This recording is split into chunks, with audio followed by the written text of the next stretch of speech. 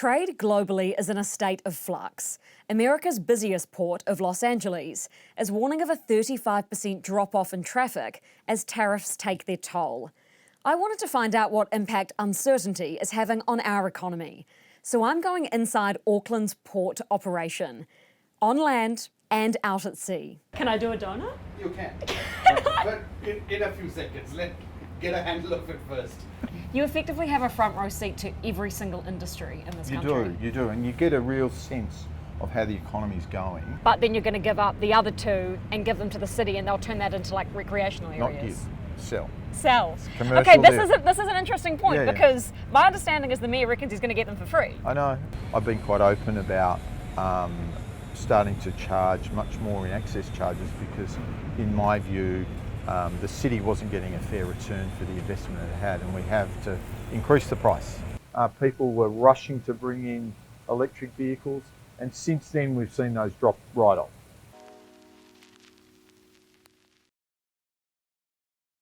The Port of Auckland is territory that's typically out of bounds. Thank you.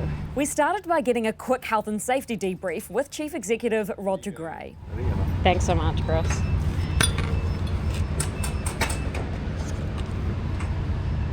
This is now a customs controlled area, so you can only come into here if you've got the right security passes, or if you're being accompanied. So, because in here now, the cargo hasn't been cleared by customs, so that's why it's all controlled.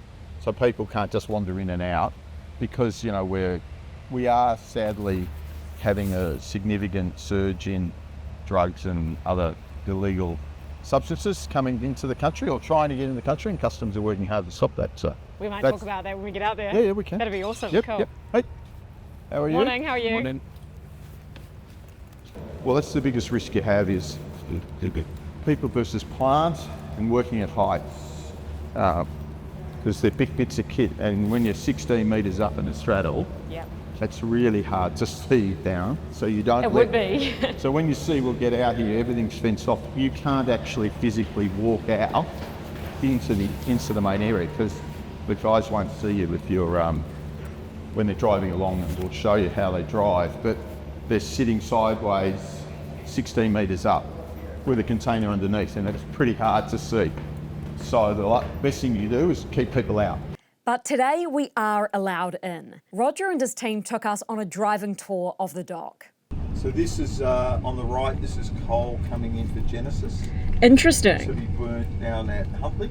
How many of these are you getting per week at this point? We're doing about one every 10 to 14 days. Wow, that's frequent, hey? Yes. Before heading out on the water to see the port from its best angle. So this is what we're going out on? Yeah, that's Sparky. The world's first electric tow. It'll run for about 4 hours doing full work. Decent? Yeah, and then it'll come in and it'll be recharged in a couple of hours, and then it can run again for another 4 hours. So it's certainly performing better than we expected. It charges quicker and actually runs longer than we initially in the design spec. So 23 million well spent, you think? Yeah, well, I think it's the way of the future. Electrification is what we're doing right across the port where we can. All of the cranes are electric that you saw in the container yard.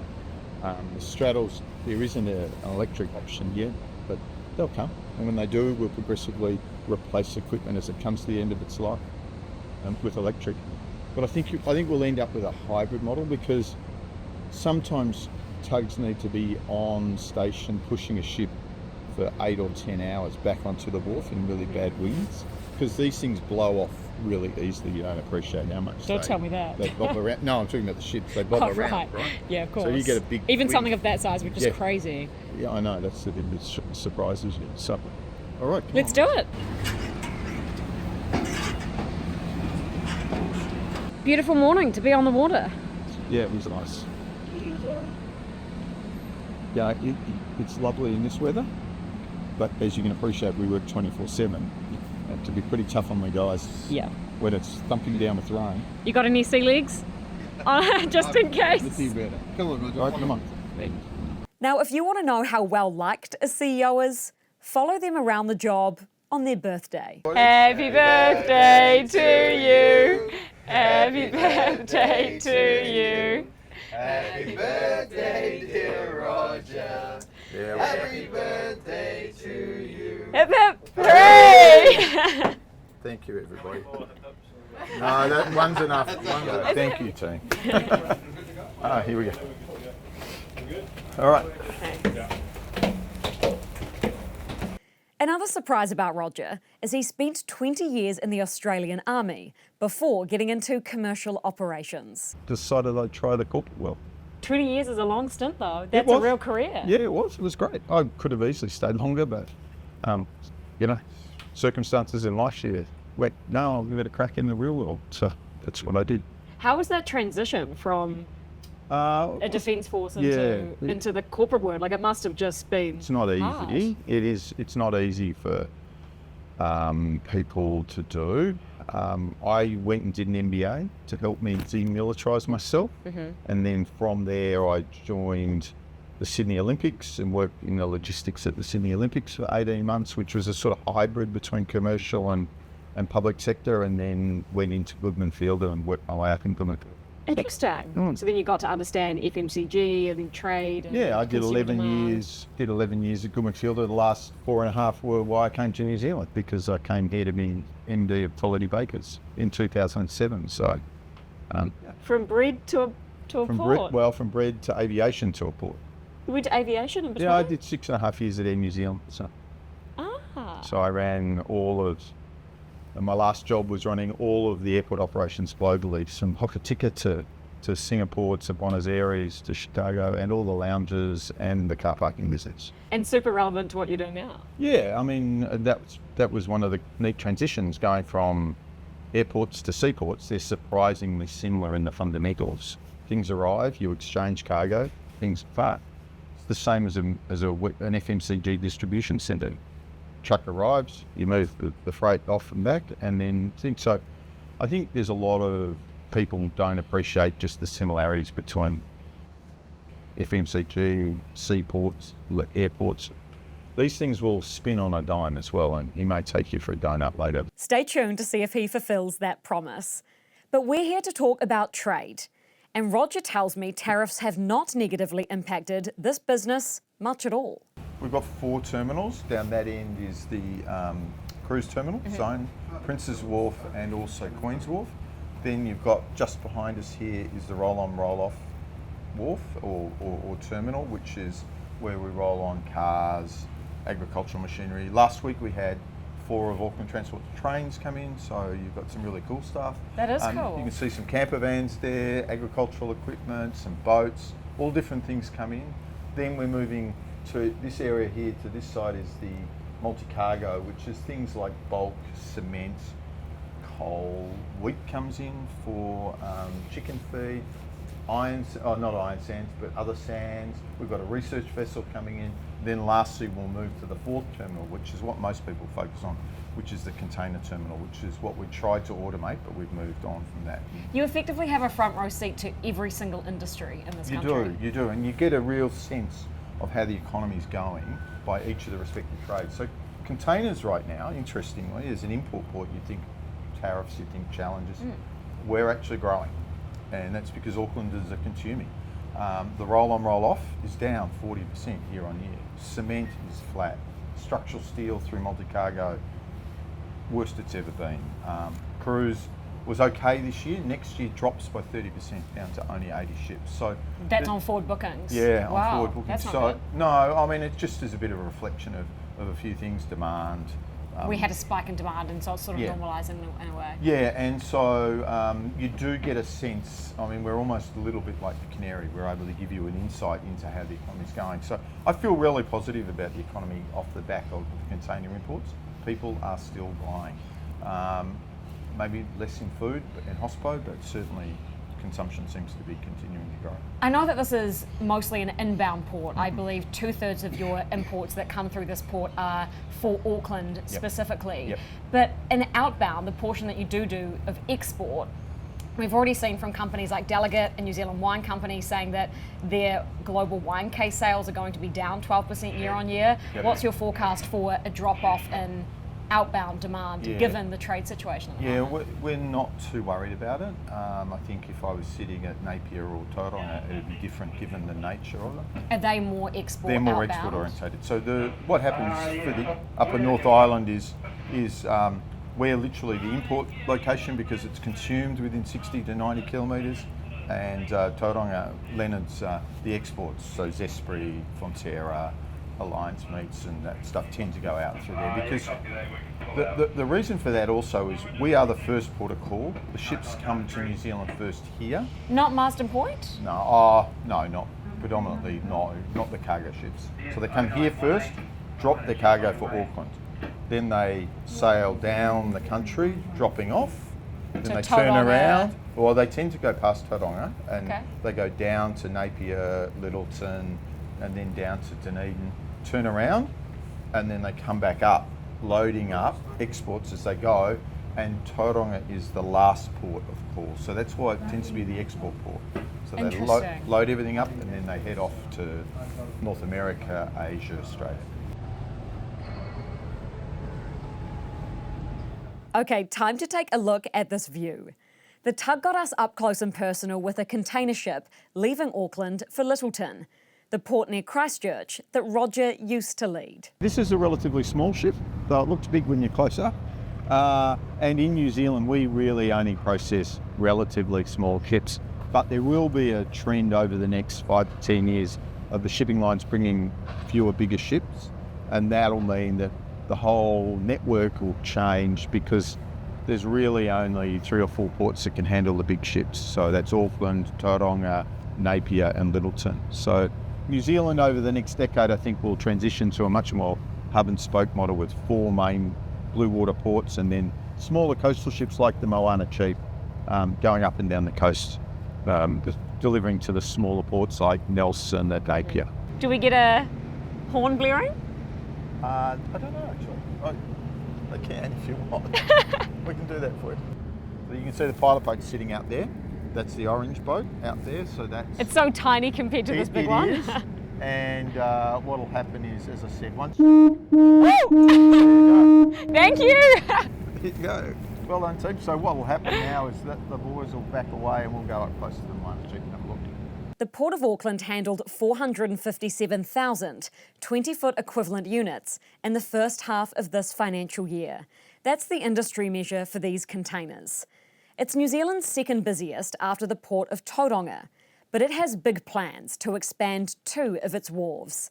And it's not the only change Roger's implemented since entering this operation 3 years ago. I know that you're going to spend millions to expand the port. Yep. Can you explain how that would extend this wharf behind us and what other land you may have to give up to afford it? Yeah, sure. So what we've got here is the Ferguson North Wharf. We intend to extend the Ferguson North Wharf for just this last metres out to the Dolphin. Now, people would go, well, that's not very long. Why are you doing that? It's to be big ship capable. We're going to get soon 10,000 TEU ships, which are double the size of what we've got right now. And as you can see with the crane, right now it can't work all the way to the end. So what we want to be able to do is have that crane so it could drive all the way out to here and work the forward holds of that ship.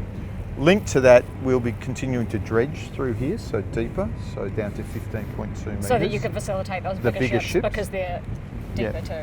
And then the last bit, which we'll go to in a little bit, is the Bledisloe North Wharf, which we intend to construct. And the reason we're going to build that wharf, it then allows us to return to the city, sell back to the city, Captain Cook and Marsden, which are 2 wharfs, which is part of the long-term plan commitment we made to do that. So the plan is to make this wharf and the one next door to it bigger, Bigger for big ships. for so bigger ships so you big can bring in cruise more ships, imports and big cargo more tourism. ships. Yep. But then you're going to give up the other 2 and give them to the city, and they'll turn that into like recreational areas. Not give, sell. Cells. Commercial Okay, deal. this is an interesting point Yeah. because my understanding is the mayor reckons he's going to get them for free. I know, we have, the thing I'd say to you, Madison, is I have a very good relationship with the Mayor and we have a lot of robust conversations, and that's a discussion which is still to be had.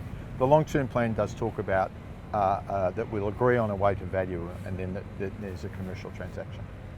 If you could put a price on the value of those walls, Oh, how much do you think they're worth to the Yeah, city? we've said that already, that in excess of 70 million is what we're expecting to see. And what we'll then do is with that capital, that'll help us fund the Bledisloe North Wharf. That'll help us with the channel deepening, and we'll continue to work on it, because those two projects are not the only projects we've got on. We plan to spend about 400 million over the next 4 years on making the port much more robust for the next 30 and 40 years, because that's how long we know we're going to be here for, at least.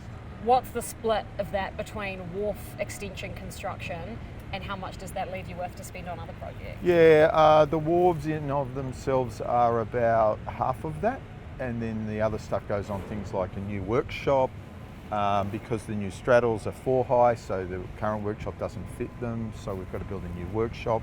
There's also a cruise terminal in that money as well. We are going to build an amazing new entry point for Auckland and for New Zealand, because we're the first port of call for the majority of cruise ships as well, and we want to make people's welcome to New Zealand amazing. So that's going to be a great terminal we're going to build. I'm assuming some of that money is also going to be spent on technology automation projects to make the port more profitable, hopefully, but also more efficient and hopefully more safe too. You scrapped the last automation project. I believe that was a write-off of like 65 million, or did Correct. it end up more than that? No, 65 million, sorry. That was the software. We've kept the straddles, and that's what you're seeing out there now. We've converted them to manual. They're being used now. Is there a plan though to convert those back to automated at some point? Is that in the port's future? I don't think you should ever rule out automation, but what I'd say is that automation project wasn't the right one.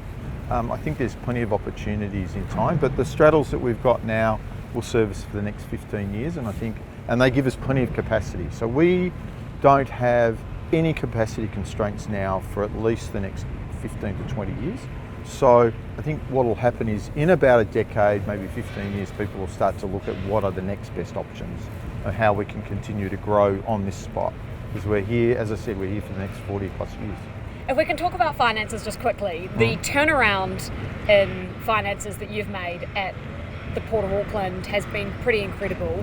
Although I will caveat that it's kind of easy when you write off a project, right? Because then you're not spending or burning money like that project was. But you've paid down, what, $100 million worth of debt in 3 years. Your net profit after tax was up. In your most recent result, revenue up too. What's contributing to all that, and do you see that continuing at that type of curve? I do. I mean, we've given guidance for this financial year, which is coming to an end. Our budget was 65 million. We've given guidance we'll end in the 75 to 80 range. That's from net profit after tax from operations. That is being driven by a couple of things. Growth, as I talked to you about. We've seen strong volume growth come back to the container business, and we've also seen growth in cruise and getting them back into the market post-COVID. It's been pretty rigid cost control within the team, so we're not extravagant here. And lastly, we have taken price, and I've been quite open about starting to charge much more in access charges, because in my view the city wasn't getting a fair return for the investment it had, and we have to increase the price. So we've done that quite a lot. Can you tell me how much on average you've increased the access charge by, and also just maybe explain what that access charge is? Yeah. Who pays that? Truckies or? Yeah, so as an example, when I got here, you'd pay $8 for a vehicle booking slot to come into the container terminal. It's now $130. You seriously increased that? Yeah, and if you look at the pricing in like-for-like ports in Australia, like Botany or Melbourne, those costs are more like $350. I have signalled to the market that we intend to line price with those, so we're going to continue to take price up on the Surely there's been some backlash from customers. Look, when you explain to people that we need to fund, when you're not making your weighted average cost of capital, and we weren't, when I got here, our weighted average cost, our return on equity was 2.5%. So this year, as I said, let's say we make 80 million, we'll be at 8%. Our WACC's 8.5%. We've still got way to go. So what would you like to see your WACC at? Well, the WACC will be what the WACC will be. What have we committed to in return? Well, we've committed to the Mayor and the long-term plan that we'll get to 100 million. Because if you remember, that was the whole discussion around should the port lease be sold or not. And at 100 million, we're starting to throw out NPAT. We're starting to throw out a fair return for the city. Good on you. No worries. Congratulations. Thanks. Excited to see everything ahead. Yeah, it's going well, and we're very proud of it. I mean, look, customers, when you consider, is $350 a lot of money? In of itself, it sounds a lot. But when you think that containers cost thousands of dollars to bring here, inside it might be 5,000 iPhones, 10,000 iPhones. It's not a huge per unit cost. In some trades it is, but across containers particularly, we think that that's the right way to go. With that money though, we're then able to invest in the things I talked about, like the wharf and the other wharf, to be big ship capable and be ready for the future. Because if you're not investing, if you're not returning your whack, why would the city keep wanting to invest in us? Good point. We're going to head back onto the dock to see the kind of cargo being imported, but not without Roger making good on his promise first. You're going to let me drive it? Yep. Are you sure? Yep. Sure. We're far away from anything that Okay, good. We won't crash into anything. Okay, you're going to need to give me the rundown. Yeah, so think of them, they are joysticks, alright? So It's like only thing is Xbox. It's opposite, yeah. But it is opposite, so if you want to turn left, you turn these things right. So do that now, but both together, use both your hands in tandem. And the boat will start to go there. That's weird. Why do I And have then to turn straight. right for it to go left? Oh, I'll actually, no, that explain kind of makes sense. Straighten out now. We're going Otherwise quite you'll go fast. round and round. So you've got to give it some momentum and then ease off. Otherwise it will keep going round and round. It is. Yeah. Can I do a donut? You can. but in a few seconds. Get a handle of it first. And it's like a tiller on a, I don't know if you have any experience with boats. Tillers work opposite, so if you want to go right, then you've got to push the tiller left. Just like that, right? My husband doesn't let me drive his boat. So when he sees this, I he's don't going to wanna be know why, floored. but I have to drive this one. And then put the power down on both the sticks. Is this my donut? And that's as easy as doing a donut. There you go. And Oh, I'm really doing a donut. Oh my God. so if you put the power down further, put the power down. Go. You're just letting me really go for it. Yeah, go for it. Here, right? Hope you guys don't get seasick. Should I ease off? No, don't. No? Stay there. No, I've come off. That was freaking me out. Okay, enough of that. Back to business. This port operates 24/7, 364 days a year. Roger explains why later on. Much of what Aucklanders order online or in stores arrives here first. It's effectively a front row seat to the city's consumption. Tony, can you explain your role here at the port? Yeah, sure. So I'm the head of the multi-cargo department. So What is multi-cargo? multi-cargo, right? Everything that you may see being brought into a port that's not in a container. So we deal with cars, think of timber, steel, break bulk steel for the construction industry, sand, all the aggregate for the construction industry.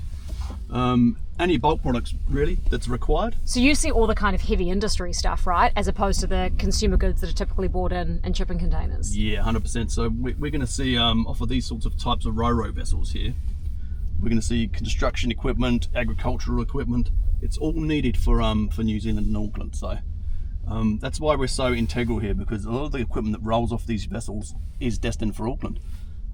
There's no point taking it somewhere else and then trucking it all the way down here again. So this is why we're such an important part of the process for Auckland. How many cars can you fit on this wharf if you need to? If there's huge consumption of cars. 6,000 at one time Wow. in the main footprint area that we're on now. But if we do stretch into our other areas, we can get another 1,000 vehicles in. So around 7,000 all up. We've got 7,000 coming in tomorrow, don't you? Yes, yeah, off two vessels, so they'll Okay. slightly overlap. So we'll do one vessel on a good sort of rate is around 2,500 vehicles a day off the ship, and then the transporters can remove around 1,500 overnight in a 24-hour period. So What's the craziest thing you've ever seen arrive via ship here? Probably. Tony's looking at me. Tony has a good answer to this. One of the coolest things is when we are sending helicopters up to the Pacific. Often what will happen is the helicopter operators will want to fly the helicopter in. So we clear an area out on the wharf, they fly the helicopter in. And just land it on lands, the wharf. Lands on the wharf, and then you take the rotors and dismantle them, and then we roll it onto the ship. That's cool. And then when they come back to leave, like they come back from the Pacific, they get rolled back off, and we literally put them, they're put back together and they take off and go. So yeah, pretty cool when you do that. Lucky we're undercover. Yeah, it has just started absolutely hosing down. I want to talk more about the car trade coming into New Zealand, but Auckland. I hear there's been a drop-off in second-hand car sales and demand, but it seems like that's picked back up recently. You've got an order of, what, 7,000 coming in just tomorrow? Yeah, we do have 7,000, but look, we're down 50% on where we were at our peak. That's significant. Yeah, so, you know, in peak years we would do 350,000 units. This year we'll do, I think we're budgeting for this coming year, 160,000. So this trade of all has really been hit by the slowdown in the New Zealand economy. We went through a bit of a surge 18 months ago as the clean car discount was coming to an end. People were rushing to bring in electric vehicles, and since then we've seen those drop right off. Very few electric vehicles coming now. You know, probably the biggest unit we see coming in lately is the Ford Ranger. This is the greatest ad for Ford ever. Interesting. So people are going full petrol, full diesel. Yep, going back. So it'll be interesting. I'm sure there'll continue to be a transition, but right now, what are we seeing? Diesel, not electric. No Teslas, no BYDs. We see a few. I think what will also happen is if the tariff situation stays with the US and China, I think China will start to look for free trade markets. So rather than sending the BYDs into the West Coast, I'm expecting us to see some quite significant growth in the importation of BYDs into markets like ours where we're a free trader with China. Because there'll be extra supply and they'll need to, I They'll don't be want to use the looking word for dump, markets. but they'll need to send it somewhere. Yeah, they'll be looking for markets, so they'll price aggressively into markets like New Zealand, and you know, we're rife for that conversion. People are wanting to. I think the bit that's got a lot of people unsure about it is the high purchase price. So as that comes down, I think you'll start to see more and more electric back in. Should we walk through more of these cars? They've recently seen an uptick in agricultural equipment imports. Now the dairy farming industry is improving. You know, when you see a car transporter come out of here with 4 Range Rovers on it worth $250,000 each, you go, right, okay, somebody's got Someone's some money. doing okay, right? Yeah, and you know, we'll go and have a look at some agricultural equipment now. I think the thing that we really feel confident about is growth in this market off the back of the dairy payout. You know, we've had a good year at Fonterra, going to get another good year. They're forecasting strong dairy payout. That gives the farmers the opportunity to, you know, and that's the point people don't get. This is more than just cars. It's tractors, it's harvesters, it's camper vans, it's cranes, it's a lot of stuff comes through here. And that's interesting, the point you make about the forecast farmgate milk price payout for Fonterra farmers. How quickly do you see an increase in the prices they're earning or an uptick in the economy flow through to demand and products coming in? Is it like a month, 6 months, a year? No, I think it's more 6 and 12 months. Yeah, it's going to be a while. We don't expect to see that happen quickly, but what we are saying during the next financial year, which our financial year is 30 June or 1 July through to 30 June, I think during F26 within the next 8 to 10 months, we should start to see more stuff coming in. So this stuff will come and go quickly, right? It'll be here for a couple of days and it'll be cleared out. And the reason for that is, as you said, this weekend we've got 7,000 car units arriving, so we fill up. So you've got to get that out before the next arrival, a couple The of days logistics later. of that is intense, right? Yeah. To ensure that there's enough space, because you've got a ship coming in from Japan or LA or China with those goods. And you've got to be able to clear it. You've got to be able to clear it because it's on a schedule. It needs to get away and get back up to Japan or to Australia. So they want to be in and out, in and out, in and out.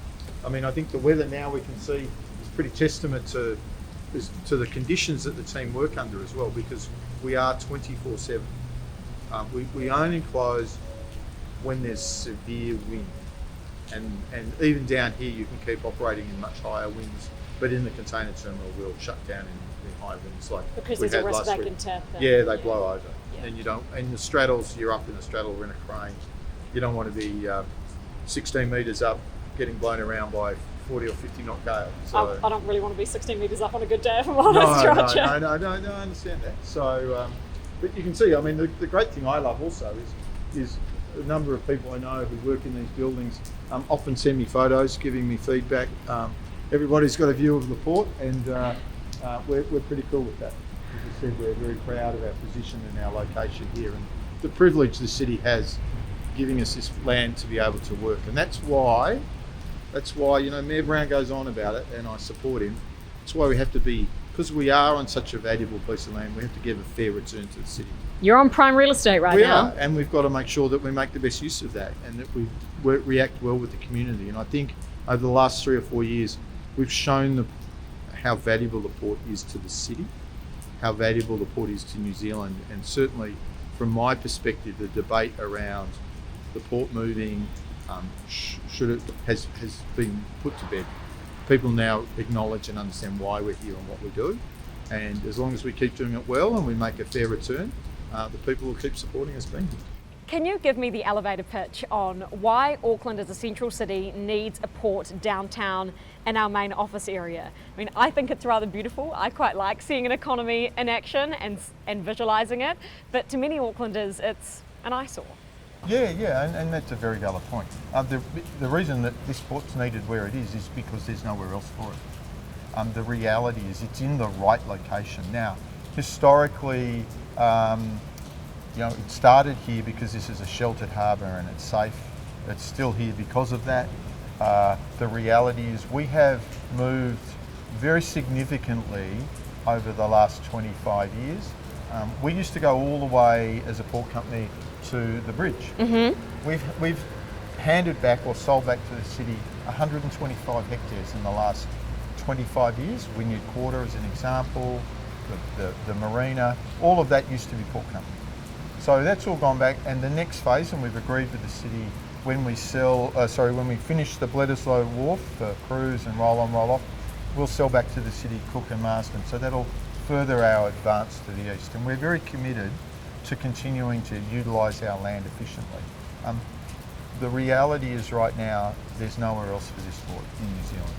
It can't go to Tauranga, it really can't go to Northport because the proximity to the customer is here. This port has had serious safety and security problems in its past, including a death and drug seizures on its docks. We know that there have been safety issues in this port historically. Yes. How seriously are you and the team taking safety now, given all of that? Yeah, for me, safety is the most important thing, so we take it incredibly seriously. I think the important part on safety is you've got to make sure that the workforce feel engaged and trusted, and we work very closely with the Maritime Union, who represent the majority of the stevedores, and how we can work together to make the port a safer place. And I'm pleased to say the Port of Auckland led the way with the establishment of a code of practice on how cargo is exchanged, which is now being rolled out by Maritime New Zealand, our regulator, across all 13 commercial ports. So we've gone from, in my view, behind on safety now to trying to lead the industry transformation. It's really critical for me that's what we're going to do, and I'll never ease up on safety. How important has restoring and repairing that relationship with unions been? Yeah, we look, it's fair to say that when I got here there was a pretty adversarial relationship between management and the unions. We've introduced, a group of us came from Air New Zealand, we've introduced high performance, high engagement, which is a collaborative model where you work jointly with the unions and with the workers. So we've got an operational improvement team here in the container terminal. It's co-led by management and by a union leader. So it's not that they get consulted to, they actually lead the project along with us. And we've seen transformational performance off the back of that. Now you have 800 people who work at the Ports of Auckland, 24/7 operation, 365 days a year. 364, we don't Do you not work on Christmas? What's the one day? Christmas. And the reason for that, faith is an incredibly important part to our workforce. 60% of them are Pacifica, and that, their Christian faith is really important. So we give them Christmas Day off. I love that. Awesome. So no trade on Christmas, the one day of the year. Yep. But it sounds like you need more people for the other 364 days a year. What sort of recruitment drives are you putting in place, and who do you need for what roles? We are a male-dominated organisation. 80% of the workforce are male, and we want a whole lot more women. And the reason for that is women are amazing heavy equipment operators, great crane drivers, and they're also great members of the community and the team. And so we really want to work hard on changing the demographic. Now that's going to take a generation of work to make this place welcoming, but we're really committed to that. We don't have a problem recruiting. We did, but we pay well. Where people perceive the operation as being a safe place to work. We've got good relations with the unions. We've built a model where people can have a career here, not just a job. And off the back of that, we don't have any problem now getting people to come and work here. What's the average salary here? So a starting lasher will be on, that's the entry level role, will be on 65,000. You start to drive a straddle, you'll be getting up more 85, 90. Into crane operators can be well over 100. And if you look at our split where people who, and then you've got all penals and thing on top of that, you look at our split on in number of employees above 100,000, I think it's over 50% of the workforce earn over 100,000. I know a way you can attract more women. How's that? You can make better looking steel cap shoes. I admit They that, ain't pretty. no, they're not. I must admit that the protective equipment that we provide isn't fashion conscious. I acknowledge that. It's a place to start, maybe. All right, I will.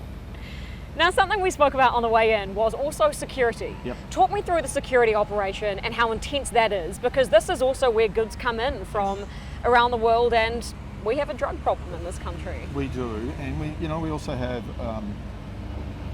ports are very secure places. We have background checking of all our staff, and we work incredibly closely with customs and MPI to make sure that we don't only keep out the drugs, but also the bugs.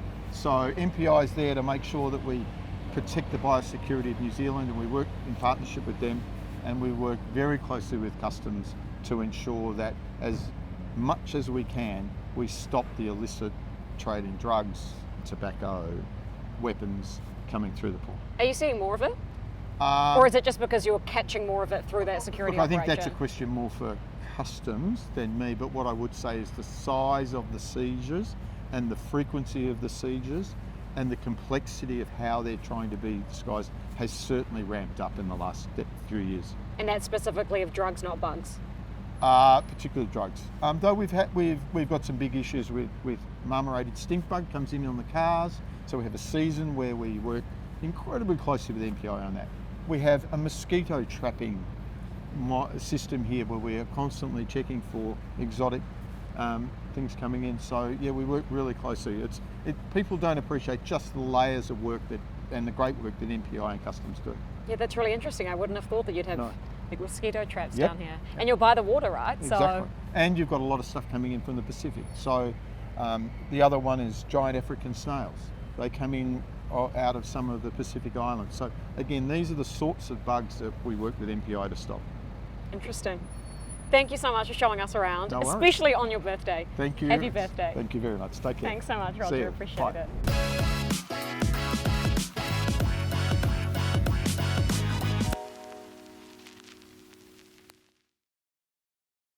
Markets with Madison. Thanks for watching Markets with Madison. If you enjoyed this interview, please hit the like and subscribe buttons below. I do all of the research for these episodes myself, so your support means a lot. I always love to hear your feedback and ideas, so please drop any thoughts in the comments below. Now go put your money to work.